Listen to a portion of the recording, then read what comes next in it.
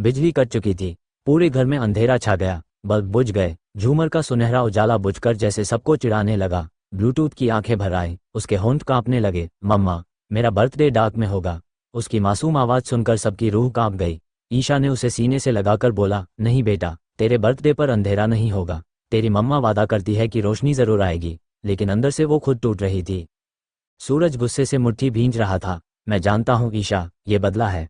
तूने करप्शन का वीडियो निकाला और उन्होंने बिजली काट दी। अब दिखाते हैं उन्हें कि सूरज शर्मा किस मिट्टी का बना है। ईशा ने उसका हाथ थाम लिया। नहीं सूरज, गुस्से से काम नहीं बनेगा। ये साजिश है। हमें दिमाग से खेलना होगा, वरना ब्लूटूथ का दिन बर्बाद हो जाएगा।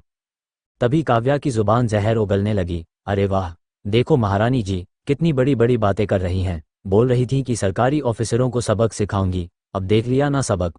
लाइट ही काट दी उन्होंने। और तू सोच रही थी कि तू इस हवेली की रानी बनेगी। हा हा हा, बिजली के बिना तो तू एक दिया भी नहीं जला पाएगी।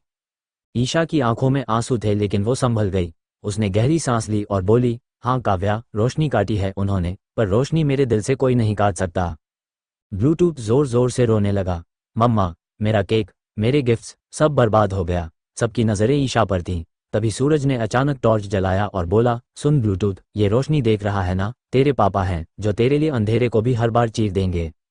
ईशा ने गले से मंगलसूत्र उतारा और सूरज को थमाते हुए बोली, ये ले जाओ और किसी भी हाल में बिजली चालू करवा कर आओ। आज अगर ब्लूटूथ की मुस्कान चली गई तो मेरी जिंदगी का सबसे बड़ा अपराध होगा। सूरज ने उसकी आंखों में देखा। ईशा, तूने मुझे आज पहली बार इतना बड़ा यकीन दिया है। मैं वादा करता हूँ, चाहे जान भी चली जाए, पर यह अंधेरा मिटाऊंगा।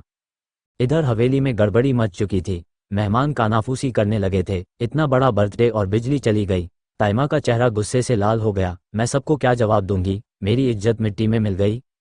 काव्या फिर से चुभते हुए बोली, माँ जी, मैंने पहले ही कहा था, ईशा पर भरोसा मत करो। देख लीजिए कैसे सबकी नाक कटवा दी। तभी अनिल ने धीरे से काव्या को इशारा किया। वो मुस्कुराते हुए बोला, योजना पूरी तरह काम कर रही है।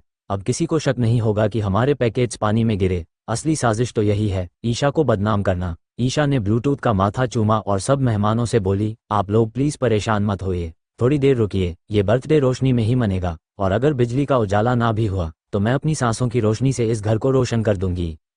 इतना कहते ही उसने मोमबत्तियां जलानी शुरू कर दी। बच्चे तालियां बजाने लगे। ब्लूटूथ की आंखों में चमक लौटी। पर यह तो बस शुरुआत थी। सूरज बाइक स्टार्ट करके तूफानी रफ्तार में बिजली विभाग की ओर चला गया। रास्ते में उसका सामना गुलाब सिंह के गुंडों से हो गया। उन्होंने रास्ता रोक लिया। अबे ओ पति ब्रह्मचारी, बिजली चाहिए, पहले ये पैकेज पहुंचाओ। सूरज ने घूरकर कहा, मुझे ब्लूटूथ की मुस्कान चाहिए, तुम्हारे ये पैकेज नहीं। और उसने बाइक का एक्सीलेटर दबाया और बीच से निकल गया। ऑफिस पहुंचते ही उसने टेबल पर हाथ पटका। कौन है यहाँ का इंचार्ज? क्यों काटी बिजली? वहां बैठे अफसर ने मुस्कुरा कर कहा, ओह, तो आप वही पति हैं उस औरत के जिसने हमारा वीडियो बनाया। देख लो, यही हाल होता है जब छोटे लोग बड़े लोगों से टकराते हैं। सूरज ने मोबाइल निकाला और कहा, तुम सोचते हो मैं डर जाऊंगा? ये देखो, ईशा ने वीडियो तो अपलोड कर ही दिया है। अब देश देख रहा है। अगर अभी बिजली नहीं जोड़ी ना, तो कल तुम्हारी कुर्सी भी नहीं बचेगी। वो अफसर पसीना पसीना हो गया। आखिरकार उसने हार मानकर लाइनमैन को कॉल किया, तुरंत जाकर उस हवेली की लाइट चालू करो। सूरज वहां से सीधा घर लौटा। जैसे ही बिजली आई, पूरा घर फिर से जगमगा उठा। झूमर चमक उठा। बच्चे खुशी से कूद पड़े। ब्लूटूथ की आंखों में फिर से चमक लौट आए। ब्लूटूथ चिल्लाया, हुर्रे मम्मा पापा, मेरा बर्थडे अब रोशनी में है। ईशा की आंखों से आंसू बह निकले। उसने सूरज को गले लगा लिया। पहली बार उसने महसूस किया कि ये पति सचमुच उसका सहारा है। सूरज ने उसके कान में धीरे से कहा, अब समझी, पति ब्रह्मचारी सिर्फ नाम का है, पर दिल से तुम्हारा दीवाना है। काव्या जल भुन गई।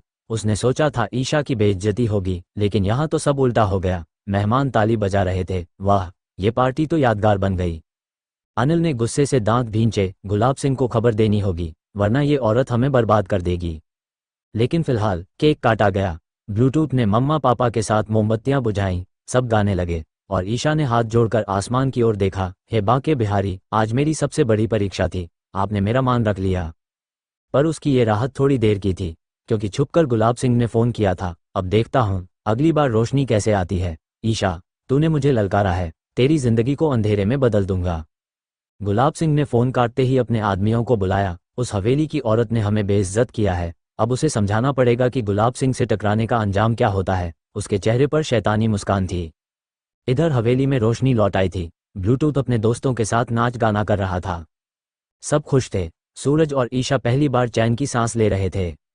लेकिन तभी काव्या अंदर आई और ऊंची आवाज में बोली, माँ जी, आप लोग बस दिखावा कर रहे हैं, लेकिन असली सच्चाई ये है कि अगर ईशा ऐसे ही दुश्मनी मोल लेती रही तो एक दिन ये घर तबाह हो जाएगा। ताइमा ने काव्या की बात को तवज्जो दी। हाँ, ये सच है, आज तो बिजली आई, लेकिन कल अगर उन लोगों ने कुछ और कर दिया तो। ईशा ने आत्मविश्वास से कहा, माँ जी, अगर हम सच के रास्ते पर चले तो चाहे कितनी भी ताकतवर बुराई सामने हो, हार उसी की होगी। सूरज ने भी साथ दिया। हाँ माँ जी, ईशा ने सही कहा, अगर आज डर जाते तो शायद कभी रोशनी वापस नहीं आती। तभी ब्लूटूथ दौड़कर आया। मम्मा, पापा, अब केक काटो ना। सब लोग हंस पड़े।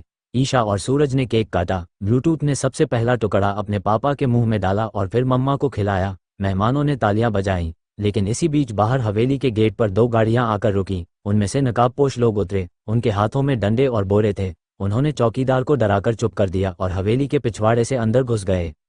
अंदर अभी सब खुशियों में डूबे थे।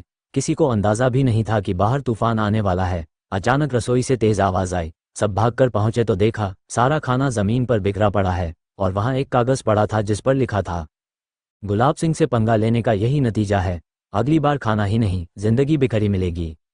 ईशा का चेहरा सफेद पड़ गया। सूरज ने उस पर्ची को हाथ में मसलते हुए कहा, अब ये खेल बहुत बढ़ गया है। तभी ब्लूटूथ डर के मारे चीख पड़ा, मम्मा, कोई मेरे कमरे में है। सब लोग भागकर ऊपर गए। दरवाजा खुला तो देखा उसके सारे गिफ्ट्स बिखरे पड़े थे और बीच में एक जहर भरा सांप लहराता हुआ फुफकार रहा था। सबकी चीख निकल गई। ईशा तुरंत दौड़ी, ब्लूटूथ को सीने से लगाया और पीछे हट गई। सूरज ने पास रखा डंडा उठाया और सांप पर वार कर दिया। सांप फन उठाकर फुफकारता रहा, पर आखिरकार सूरज ने उसे मार गिराया। ताइमा कांपते हुए बोली, हे भगवान, ये लोग तो हद पार कर चुके हैं। ईशा की आंखों में आग थी। अब खामोश नहीं रहूंगी, चाहे पूरा सिस्टम मेरे खिलाफ हो, लेकिन गुलाब सिंह और उसके गुंडों को सबक सिखाऊंगी। इसी बीच पुलिस इंस्पेक्टर घर पहुंचा। ईशा ने वीडियो और सबूत दिखाते हुए शिकायत दर्ज कराई। इंस्पेक्टर बोला, मैडम, आप सोच भी नहीं सकती आपने किससे पंगा लिया है। गुलाब सिंह बहुत बड़ा नाम है, पुलिस भी उसका कुछ नहीं कर सकती। ईशा ने डटकर कहा, तो फिर एक आम औरत दिखाएगी कि सच्चाई की ताकत कैसी होती है। सूरज ने उसका हाथ थाम लिया। मैं तेरे साथ हूँ। रात गहरी हो चुकी थी। सब लोग सोने की कोशिश कर रहे थे, लेकिन डर हर कोने में मंडरा रहा था। ब्लूटूथ माँ के पास ही सोया हुआ था। ईशा की आंखों में नींद नहीं थी। वो छत पर बैठी भगवान से प्रार्थना कर रही थी, हे ठाकुर जी, अगर मुझे ये जंग लड़नी है तो मुझे हिम्मत दीजिए। मेरे बेटे की मुस्कान छीनने की कोशिश करने वालों को सजा दिलवाए। दूसरी तरफ गुलाब सिंह अपने अड्डे पर बैठा शराब पीते हुए हंस रहा था। वो औरत सोचती है कि जीत जाएगी। ये मेरी भूल होगी अगर उसे आसानी से जीने दूं। अगला वार ऐसा होगा कि उसका घर और दिल दोनों तबाह हो जाएंगे।